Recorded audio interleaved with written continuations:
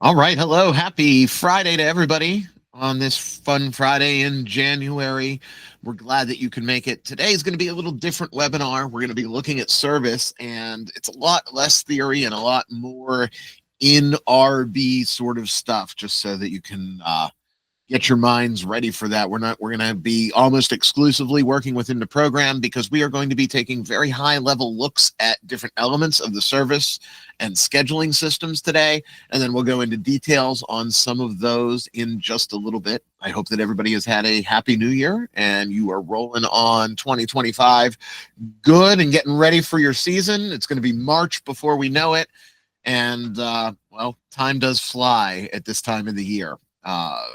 We today specifically are going to be looking at some of the setup pieces for your service system, including service types. We're going to take a look at how to add service types. We'll also talk briefly about service slips, if that's something that you would like RB to generate for you, as well as we'll get a little bit into service tasks, which are the checklists that your technicians can perform in the field. We're not going to get particularly deep on those two extension talks because there are dedicated webinars for them, but it's important to know that it all just works together to form a wonderful ball of service stuff for you. And I want to at least point out that they exist so that in this off season, if there's something that you might want to think about or kick around the idea of implementing in your store, you certainly can. Then we're going to be very basic, back to onboarding days. We're going to model a typical one-off service. So someone calls in and they need, a heater diagnostic. It's a one-timer.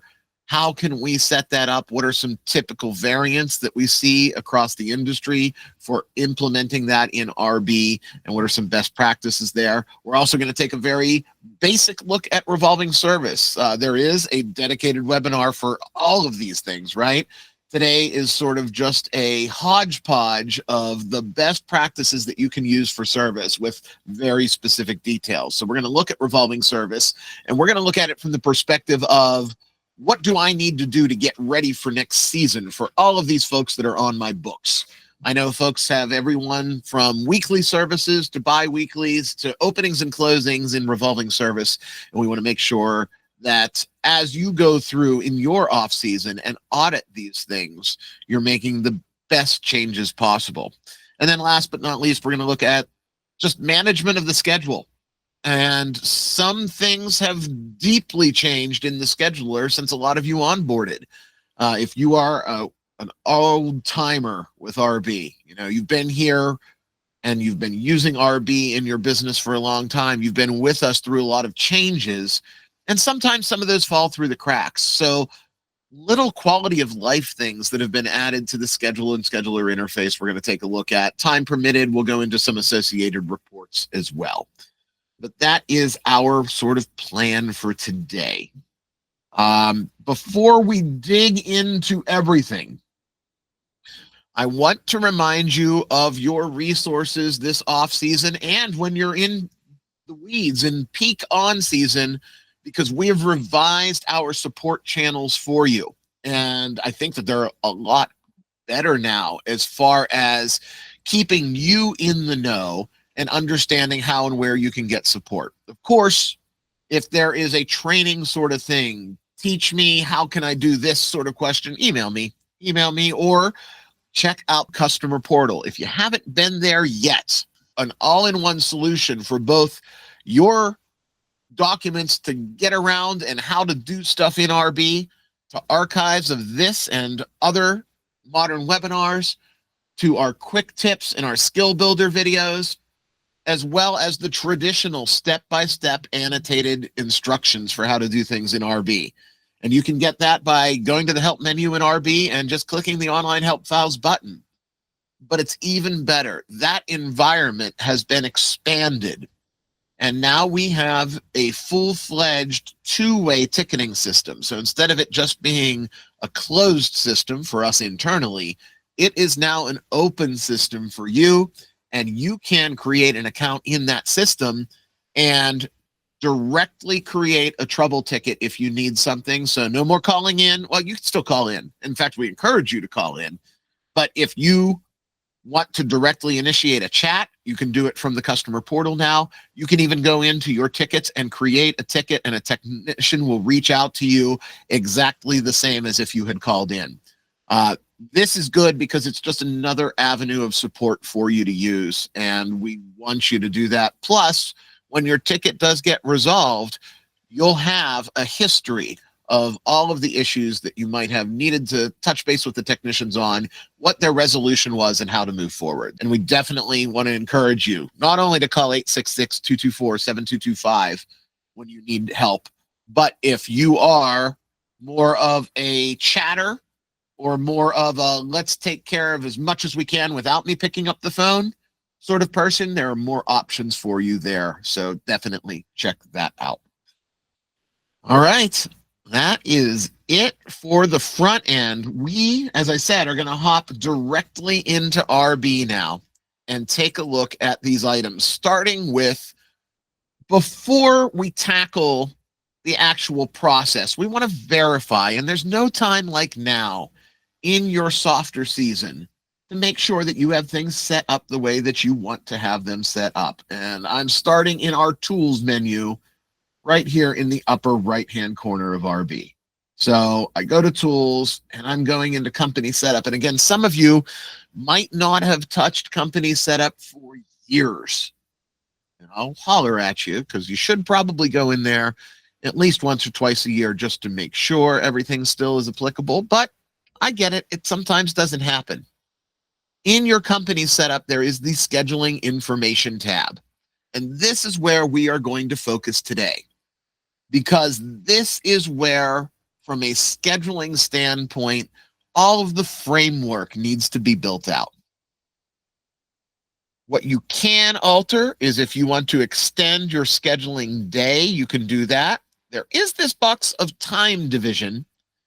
And for most of you, you are not able to change that box at this point in time.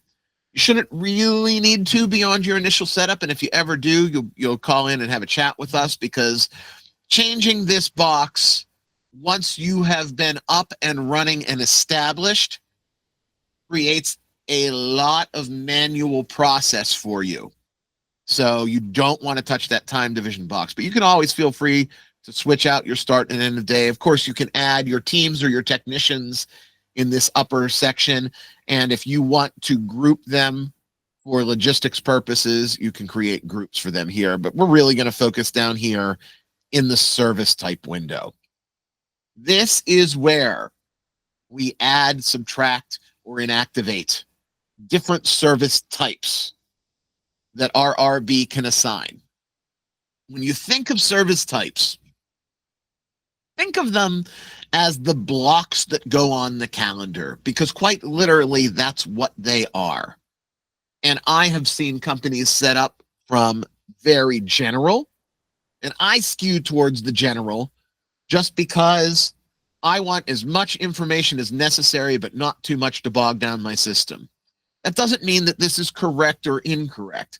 I've also seen companies be incredibly specific and have a service type for everything that they do, and then I've seen everything in between.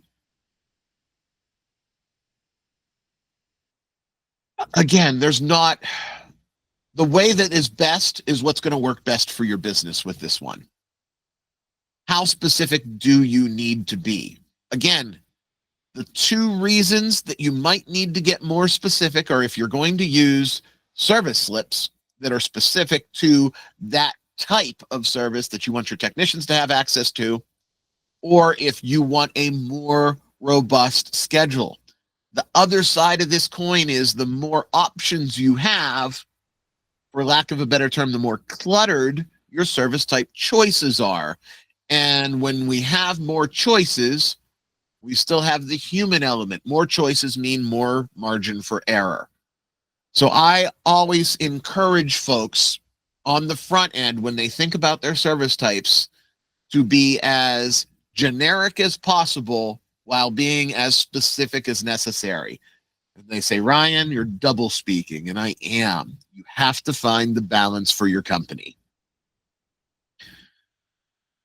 If there is a service type that you might have created that never got used, You can delete service types.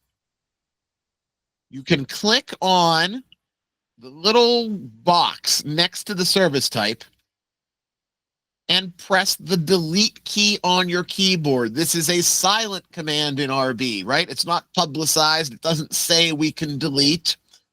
And if possible, RB will delete that service type for you. What do I mean by if possible? Well, if it has never been used. We know that RB keeps everything in the kitchen sink in the history, and that is to protect you.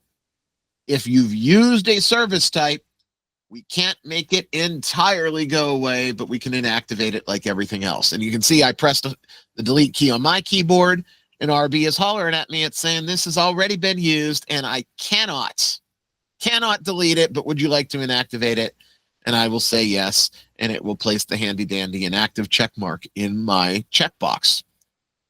Again, this can only be a deletion if it hasn't been used, and it will tell you whether or not it has been used when you go to delete it. All of mine, of course, have been used in one capacity or another. So all it's going to say is I need to mark them as deleted. This is handy to know because sometimes folks set up service types and then, again, the human animal kicks in and we never use them. If we're not using them and it's a definitive choice not to use them, get rid of them. If we have used them, we have no choice but to mark them inactive.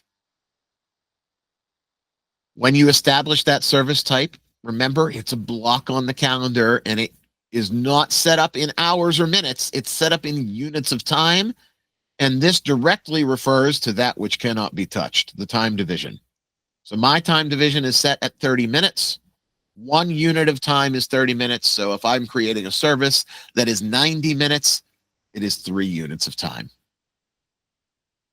The foreground color and the background color are just that. It is how things will appear on the schedule.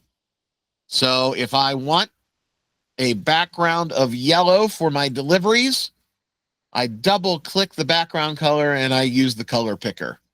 If you are incredibly specific with your color choices, you can put in a hex value for a color. And if you don't know what that means, just use the color picker like I do, because I'm this deep on the tech end of things. You can also go into that color picker and find a very, very specific color.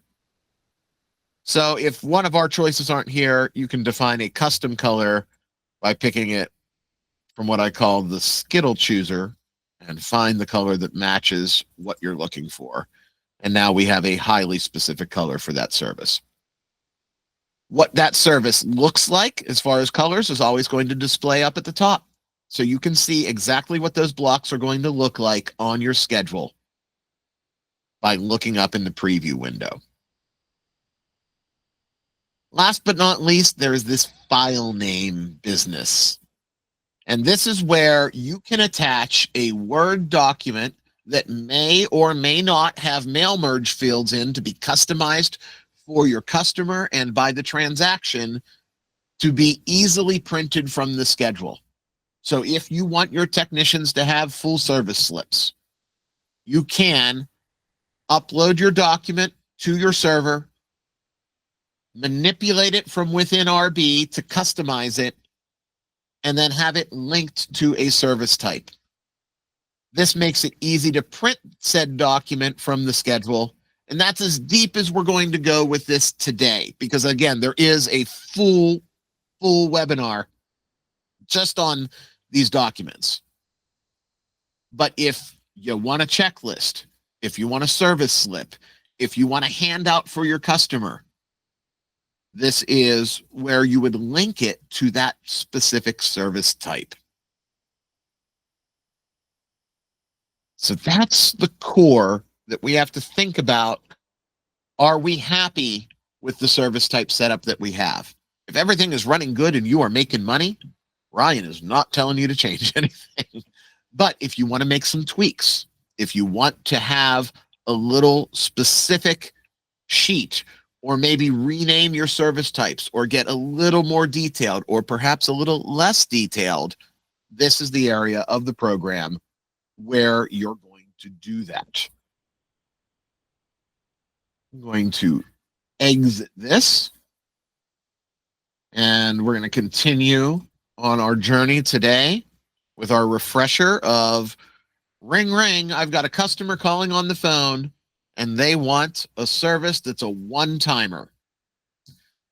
Well, there's a couple ways to skin the cat in RB. We know this, but I'm going to take you the process that's logical in my mind to do this. Of course, we could go directly to a sales order, but we're not necessarily sure that we don't need to take notes, that we don't need to reference information on that customer. So I tend to start at the customer lookup screen. And I would look up a particular customer, find my customer. And the reason I like to start here is because it gives me all of the what's up with this customer right from the get-go. I'm going to actually go into the customer's record just to make sure, because this is where I'd be able to quickly and easily see the specifics of their features if I have them logged. I can check out notes if I have notes for the customers, including the auto notes, which are a magical function of RB that most people forget exists. We're going to have a quick tip video that comes out on this in the near future that you can check out. But RB takes a lot of notes for you, and it's all found in that other notes tab on the customer record. But once I am done poking around, maybe checking this customer's profile question for a serial number or whatever other information that I have here, I am quickly and easily just going to go down to the bottom and hit create sales order, and it's going to jump me directly to create a brand new sales order already tagged to this customer. So for me, that's a logical workflow. Phone rings, I'm talking to a customer, I have that customer's information up in front of me. I don't necessarily know that that customer is going to schedule a service, but I do know that I'm going to need to reference that customer's account first. So for me, that makes sense. Customer calls up and she needs a sand change. So I have my sand change kit that I'm going to put on the ticket. No muss, no fuss. And then I'm going to go to the scheduling button over to the left. From here, if I use traditional route scheduling, I can edit this up at the top. Most of us are now using the route optimizer so that Google Maps does the headache part for us instead of traditional route scheduling. And that's what I'm going to focus on today when we get into the scheduling system. So I'm going to absolutely ignore the entire top of this scheduling field because Google is going to do that for me. Instead, I am going to find my service type, which in this case, I'm going to schedule a 60-minute service type, and I'm going to add that service type to the job. We know that, nothing fancy there. Customer says, hey, I have a new gate code. I'm going to put that in directly here. Gate code 12345. Customer says, I really need a certain date and time. At the office 4 days a week. I have to be there on Thursday. And this Thursday, I have family coming in. I can directly schedule this appointment by hitting the schedule appointment button. It will take me right to the schedule. I just drag and drop it. We'll talk more about the schedule later.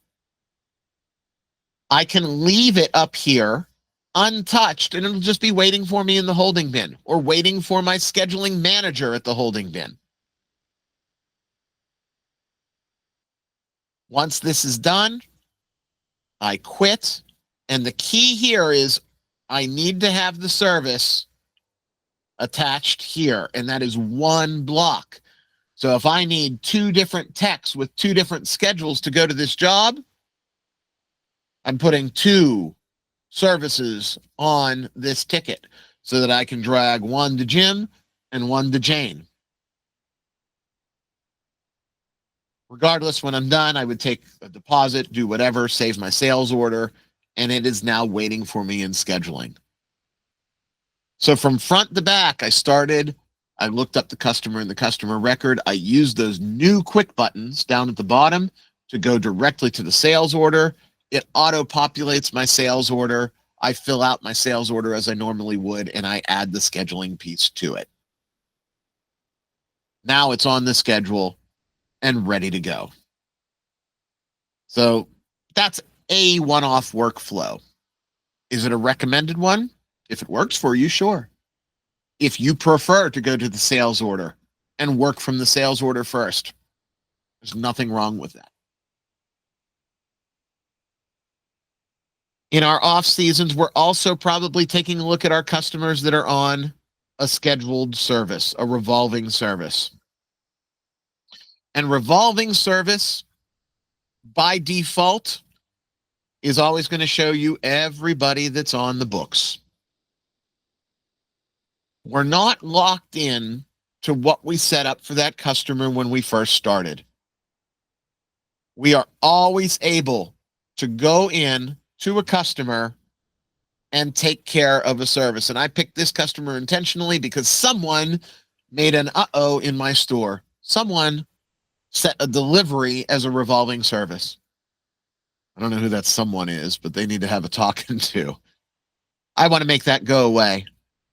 Quick and easy, inactivate service, hit save, and that is now an inactive revolving service. So if I have people that have moved, fallen off my schedule for one reason or another, and I don't want to manually have to deal with job creation and ticket creation, I want to make sure that I go in here and inactivate service.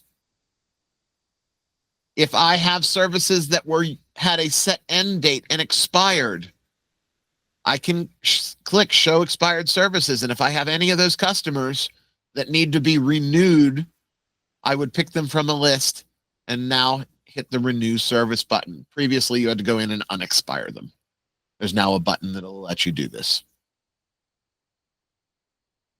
If I need to modify a particular service, I double click that service and I can change any parts of this service right down to modifying the template.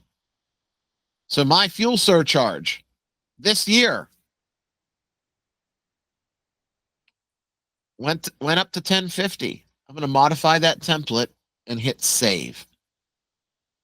And now that has been changed for when I generate these actions. Likewise, if I pay labor commissions and I need to pay a different technician this season, I can switch the labor commissions. If I pay traditional commissions, I can also switch the salespeople that are generated on this service order quickly and easily right here. Again, you can do this in mass. So if I wanted to go into my revolving service and sort by a service type, so just show me all of my 60-minute services, I am able to click on both of these customers and modify the service at once. So I don't have to do this on a per customer level. The important thing to note is if I am modifying notes or comments, this is going to apply to everybody that's selected. So on some level, if we have notes or comments that we want specifically revolving service to tag to the customer, we have to do that on the individual level.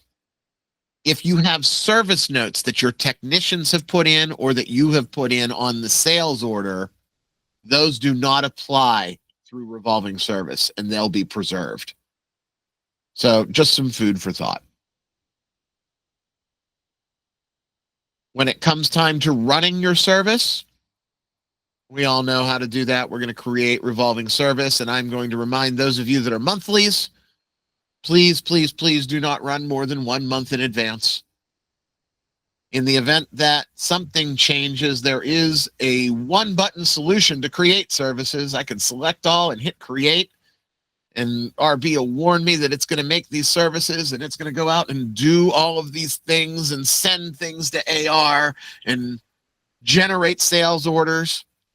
But at the end of the day, when we're done I have new invoices and new jobs to the tune of, I just created 100 jobs almost on my schedule. If I run too far in advance, I can't mass undo that. I'm going to have to deal with each of those jobs on an individual level. And I always tell the story of, I had a partner that wanted to be set for their season, and they ran their service for the entire year. And then a little thing called COVID happened, and a lot of customers canceled their services. And they had about 1,000 invoices and scheduled jobs that they had to take care of one at a time. We don't want that to happen. So always only run one cycle in advance, whether you're weekly or monthly. We're going to take a quick pause here for 3 minutes so that you can stretch, digest, think about what you've seen, get a drink, and then we will come back and we are going to dig into part 2 of today's webinar, which is focused on the scheduling system here in RB. All right, we are back and we're diving into part 2, which is taking a look specifically at the scheduler. We have our scheduling system, which is pretty familiar for some folks in here, where you have your holding bin at the top and then each of your teams or employees' schedules down below. For illustrative purposes, I only keep 2 to make it simple, so that when I'm looking at the schedule, it's very deliberate. You might have 10 columns below. You might have 20 columns below. Remember a couple of things.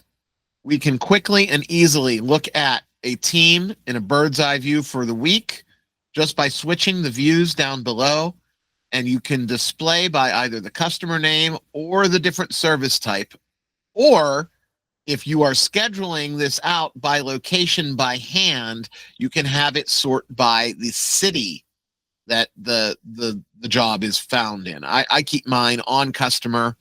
It's just personal preference.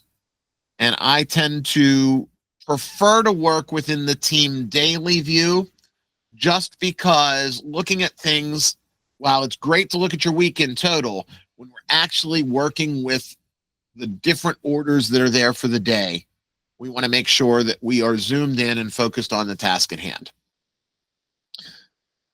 The second item that everybody should be very familiar with is this column on the right-hand side. These are your critical action buttons for within the scheduler. If I have a customer call, that customer that had that sand change, and she wants to, hey, you guys are coming out, can you drop some chlorine tabs with us when your technician comes out, and take care of it all at once? I don't have to exit the scheduler and then go back. I can hit one button, view sales order. It will take me directly to that sales order. I can add those tabs, and I can quickly and easily add that note. So the tabs are on the ticket. I click that job again and say, drop bucket of chlorine. And that is instant. That even if it's the day of, since Mobile Live talks directly to your server, there's no middleman, right? It connects to you. Your technicians are going to see that lickety split on their phones when that job pops up. So they will know. Any changes that you make quickly and easily can be populated just by doing what we do best, which is alter that job and continue. The other items, the view reports button opens up your reports interface, but there's more than just reports in here. If you are a service or a scheduling manager and you are in charge of your technicians, whether it's a handful or whether it's a whole fleet, and you need to communicate to your customer, you can quickly send those emails out based on jobs to your customers. So if I have a technician that caught a flat, or if we're canceling for the remainder of the day, I can select multiple customers and send out an email. We will visit when the weather is better. Right? And then I can even use an Insta-text email or directly type a full message here and hit the button. As long as the customer has an email on file and we have our email account selected here. So which email is this coming from? Well, it's coming from this email that's built into the system. We can send, I'm sending 3, sending 30 is just as easy. I just select it, type it, and hit the send email button. Likewise, if you have our advanced text messaging add-on so that your customers can talk to you in real time, back and forth, you can send text messages in the exact same fashion to one or more of your customers that have text messaging activated on their customer record.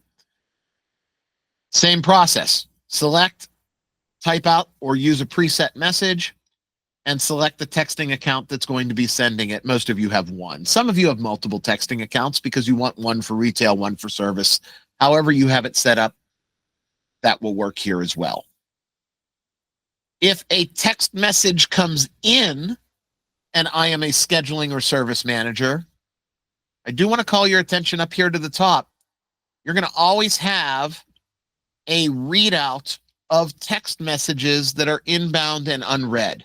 And if I quickly need to access text messages, at a click, I can click on that number and then find a customer based on the date. So I'm going to roll mine back because I don't have any text messages that came in today. But if I roll it back, I can see all of the text messages from what customer, what they were, and our responses as well, without ever leaving the scheduler. This is huge for service managers because it is, again, direct access, and they'll be able to see in real time when text messages come into the system if they're the ones that are handling that. Other items of note that I think are very important from the scheduling system, and I'm refreshing my bin here because I'm just going to willy-nilly drag some jobs down to the schedule. And you can see this one said, uh-oh, Ryan, you're dragging a job that's an auto plot job. This is a handy pop-up. Some of you on your revolving service have already outlined when jobs are to take place. This takes place Monday at 8:30. If I move a job, so I'm going to say I'm going to say no to this right now, but let's say I move this job over here. It's going to pop up and it's going to say, hey, this is a service job that's auto plot. You moved it to this time. Do you want this to be the new auto plotted time? And you can say yes or no. Very, very handy pop-up. So I am continuing to just drag jobs down. And of course, I can sort by route, by neighborhood, by service type. But I have what's a reasonable day for my technician here. I don't have to stare at a map and pull my hair out to route this job. I'm going to go over and use our route optimizer. Now, the route optimizer has looked the same for a few years, but there have been some significant back-end changes to it. Most notably, if you guys have been customers with us for a while, you might remember that we used a different map provider. We now use Google Maps, but in the past, we used a different map provider, and their service went like this at one point in time very quickly. It fell off the edge of a cliff, which inspired the change to Google Maps. So a lot of the stuff in the back end that you can't see that happens also has changed with Google Maps. Their routing is much, much better. I simply tell RB, hey, avoid toll roads, but send my guys on the shortest way possible. And I push the button to optimize the route. And in seconds, it changes my route so that I can drop it to the schedule. But I remembered Karen needs to be first. No worries. I can just manually bump her up, or better yet, before I optimize, I can use this lock button, and you can see that now that she is locked, and it's going to optimize what's in white. So I can lock appointments at the start or the end of the day and not have the optimizer reroute it. I can also print the route from a quick button here, or look at the route, or if I decide, you know what, this isn't going to work, I need to take her off, I can just remove that one item from the schedule. When I'm happy with the order that the route optimizer has provided me, I hit save the schedule, and lickety split, they are reorganized for me from top to bottom. But you notice my first job is still Karen because she was locked into place.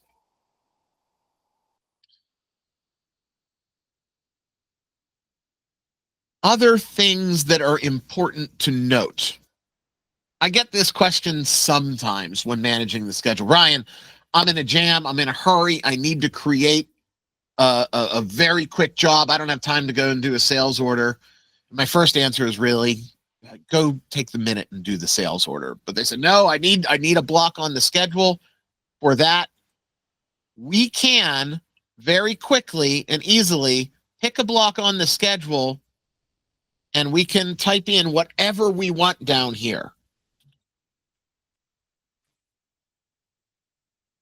And it's going to create this block that is on the schedule in that position. And it will show up on my technicians' schedules, and it will show up in Mobile Live, but it does not have a ticket attached to it. It's kind of a hack to using the employee blocker. But if I really need to get something on the schedule ASAP, I can do that. Again, I might be silly, but I don't think it is that much more intrusive to go and create the sales order. But if you need that, you can certainly use this. Some other things that have improved on the schedule. If multiple people are looking at the schedule at the same time, you'll notice down here that this says schedule not locked.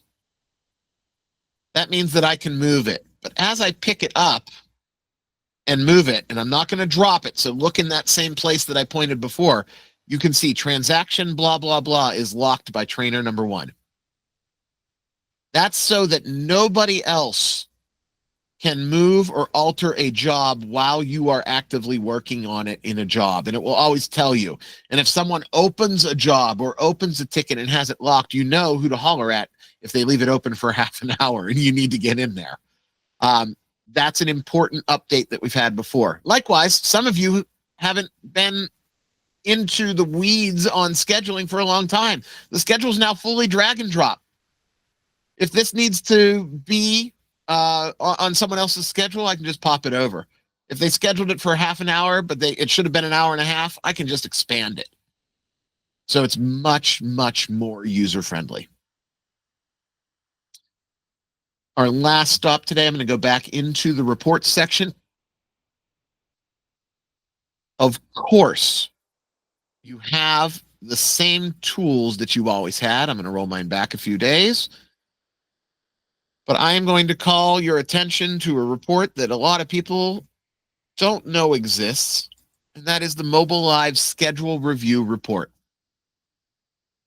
This is a wonderful report in the off season for you to just randomly run on a day or a week to see if you are over or under scheduling your technicians as you get ready for the next peak season. We talked about altering those service types before. You might have been scheduling an hour for a job that is consistently getting done in 25 minutes, but you have no way to know that until you look at this report. This report will show you the variance from what you scheduled to what the job actually took by what technician. So I can see that this job was scheduled for X, and Ryan, the technician, got there and he did it in Y time.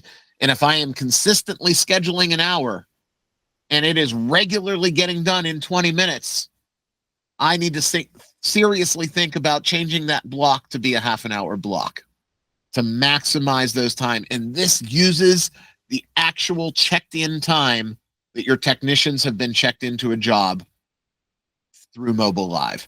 So it's not just a guesstimate. It is the actual time. Mobile Live schedule review. You pick a date or a date range, and it will generate that report for you.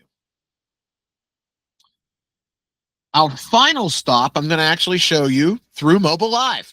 So I'm going to back out and sign in as a technician. And it is going to pull my technician schedule that I just altered about 10 different ways. So it's going to reach out. And again, this is all in real time. And I can see everything that's on that schedule, including that hack time blocker that I showed you. But I'm going to pretend I'm a technician. Okay, I've arrived at Karen's house, or I'm on the way to Karen's house. I go to open the job just to see what I need to see. Oh, I'm going to send her the message that's pre-programmed. Again, with our advanced text messaging, there's a button that'll appear that you program the back end, what you want it to say for when the texts are on the way. But I'm going to get a text message here any second now that says your technician is on their way. Then when I get to the job, I check in. And the last thing that we talked about that I want to show you are those work performed checklists. Remember, based on service type or feature, you can create checklists that either remind or mandate that your staff do certain things. You can make it so that they can't close out a job until the checklist is complete. This is great for consistency. So as a technician, what have I done? Well, I need to take a photo on arrival. So I check that off, and right underneath, you can require photographs for each of these steps. I did that. I tested the water. Maybe I took a picture of the test strip. A lot of clients this past season have started to require their technicians to take a photograph of the test strip. I did all of the tasks that I needed to do. I wiped the walls. I skimmed the pool. I took a photo on the end. I recorded my billing time. I saved that checklist. And now, as a technician, I can check out of that job, complete the job. And when I hit complete job, RB is going to email my door hanger email to that customer, including, if I want to, the items that my technician completed. So it saves me the phone call. You were here. What did your tech do? Well, no, look at your email. My tech did A, B, C, X, Y, and Z. Then I move on to the next job. I don't know where this place is, so I'm going to click the address and it'll pull it up in my GPS, and away I go. But those work performed checklists can be specific to a job or a feature type. So that means that based on what you schedule and or what the customer has determines what will show up for your technicians. Again, we're not going to go deep on this because there's an entire webinar that talks about how to set these up and how to build them out.